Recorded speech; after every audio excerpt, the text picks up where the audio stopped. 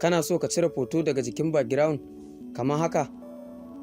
Assalamu alaikum, ‘yan uwa barkamu da sake saduwa da ku a cikin wannan sabon bidiyo a wannan tasha tamu mai albarka ta Amana 24. A cikin wannan bidiyo zan nuna muku yadda ake cire hoto daga jikin background.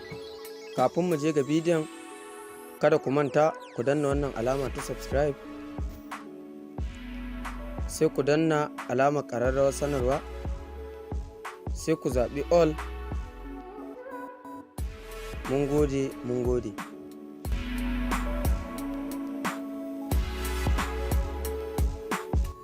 Yau da farko ka duba description na wannan bidiyon. Idan an ce description, wasu ba su san description ba. To a description abinda ake nufi, ka taba kan sunan rubutun bidiyon, ka taba kan title na bidiyon kenan. Bayan ka danna shi zai nuno maka da fuska kamar haka. Ga wuri nan an samu, sai ka danna shi. Bayan ka danna shi sai kai kasa, zaka ga na ce ma website link. In kuma application link ne, anan zaka ga na ce ma application link ko app link. To duk idan na ce description, a haka ake gano description. Bayan ka gano wannan inda na sa website link din nan, sai ka danna shi.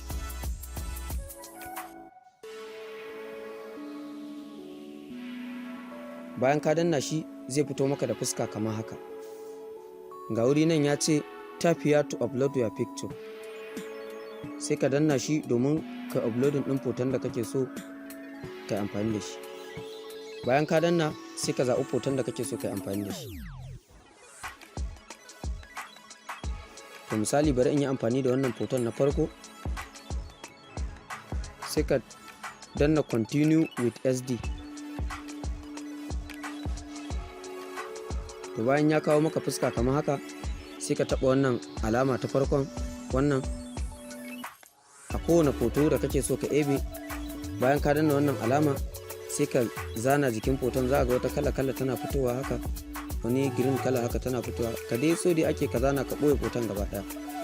Bayan ka zana ka ɓoye hoton gaba ɗaya, ga wuri nan daga ƙasa an sa clean, sai ka danna kan shi, sai ka jira.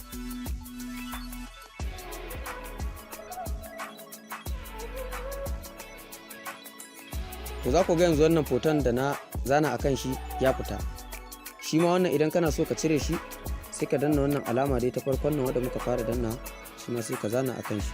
Shi ma sai kalar ta ɓoye ko ina na jikin hoton. Bayan kalar ta ɓoye ko ina, shi ma sai ka danna wannan alama ta clean.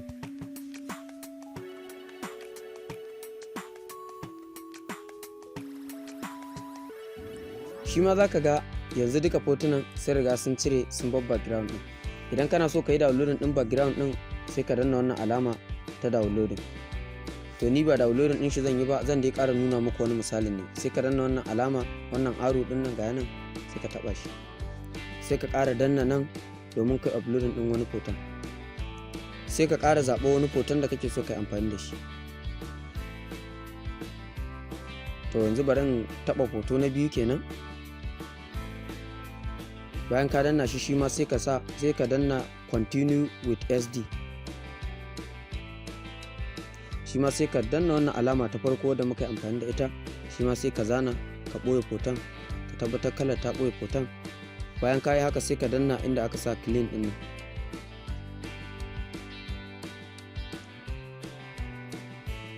Shi ma za ku ga wannan hoton ya fita. Shi ma idan kana so ka yi downloading ɗin shi, sai ka danna wannan alama ta download.